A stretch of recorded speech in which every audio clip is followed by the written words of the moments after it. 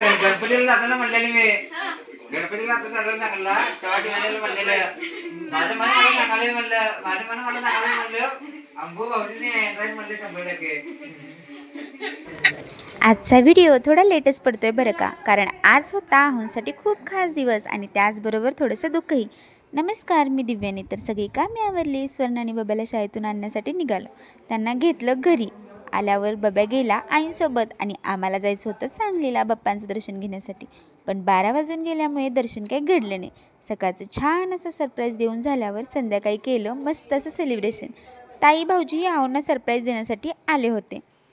मी, आईंनी, ताईंनी आहोंची आरती करून घेतली. त्यानंतर केक कट केला.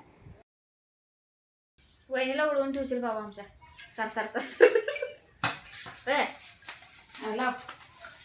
Happy birthday to you, happy birthday to you, happy birthday to you. आनंदाचा क्षण असो की दुःखाचा, त्यात जर आपली माणसे सहभागी असली ना की आनंद डबल होतो आणि दुःख निम्मे.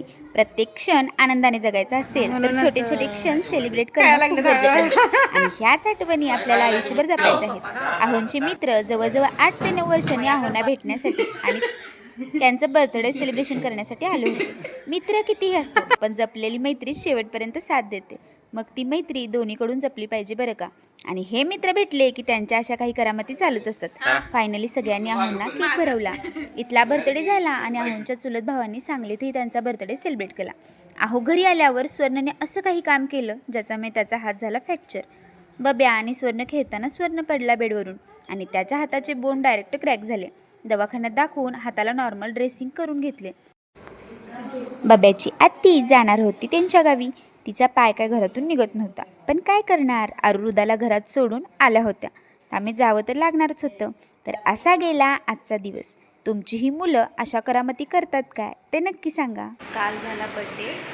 स्वर्णनं असं काहीतरी काम करून घेतले ते तुम्हाला मी आता जस्ट दाखवते. डायरेक्ट आम्ही हॉस्पिटलमध्ये. इथं बघू शकता तुम्ही. स्वर्ण हे स्वर्ण इकडे बघ. हे बघा हात फ्रॅक्चर आहे. इथं बघा असं काहीतरी काम होतच असतं. मुलांकडे किती जरी लक्ष दिलं, मला म्हणतात खूप जण व्हिडिओ करण्यापेक्षा मुलांकडे थोडं लक्ष देत जा.